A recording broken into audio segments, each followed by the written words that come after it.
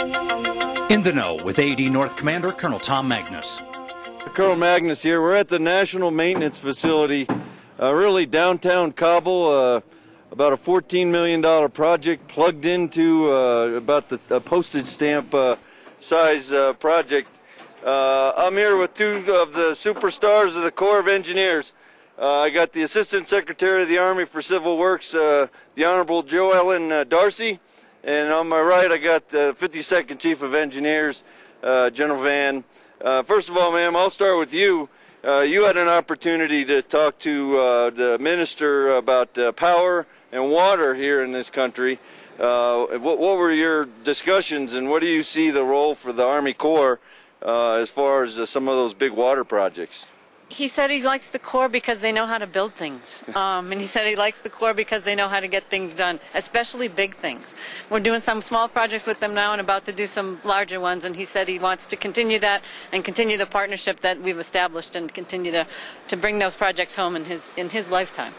Well, that'd be great, and I know this is your first trip to Afghanistan. Just, I'd ask you your thoughts on what you see from the Corps of Engineers. I mean, this is a side of the Corps that, many of whom work for you back home, many of whom you've never seen before, and they've all come together for this very unique mission. What are your thoughts about our mission here in Afghanistan? I think the mission shows what the Corps of Engineers is all about. It shows their strength, it shows their ability to get the job done, it shows their ingenuity as well as the dedication. The fact that we have over 1,000 civilians here voluntarily, I think speaks volumes for what the Corps of Engineers does and the passion that the people have for what they do.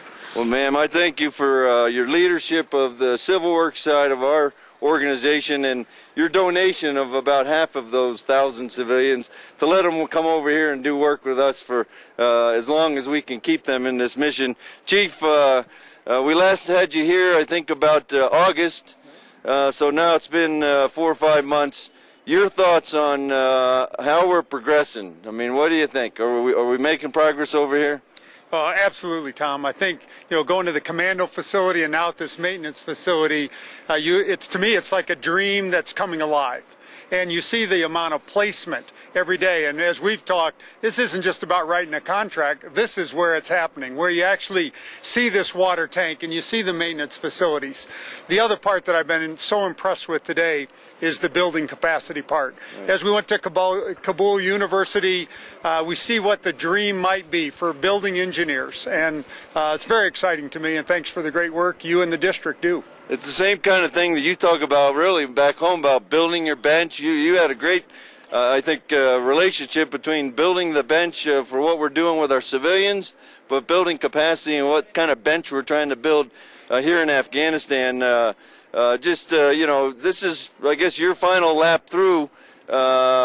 Any final thoughts on the people that are doing this work? I mean, the heart and soul of the Corps of Engineers is being poured out every day into this mission, and it's got to make you feel good about what you see them accomplishing over here. Yeah, no question about that. I think when you're on the ground with the folks doing the QA, both U.S. and the folks that we've hired here that are Afghan experts. I think we're making experts out of them right here. The other part is our resident engineers, our area engineers, those folks that are pulling it all together. It's a program. It seems like individual projects, but really it's a program.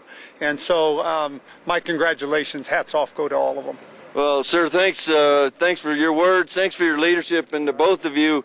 We talked this morning about what we want to remind people back home. We're finishing a project every single day.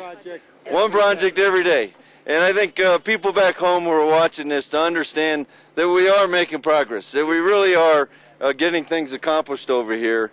When we see, the investment it's taken some time, but we may have hit that tipping point where we're now starting to see that investment pay off. Not only building projects, but building capacity. For both of you, I really thank you for your visit, for your time, for your lap through Afghanistan. You probably don't even know what day today is, but I thank you for your leadership and being here with us in Afghanistan. And for everyone watching on TV, know that we're making progress, that we have great leadership in the Corps of Engineers, and it truly is great to be an engineer when you're on a project like this. So thanks for everyone for what you're doing that are watching on TV. Thanks out there. Thank you.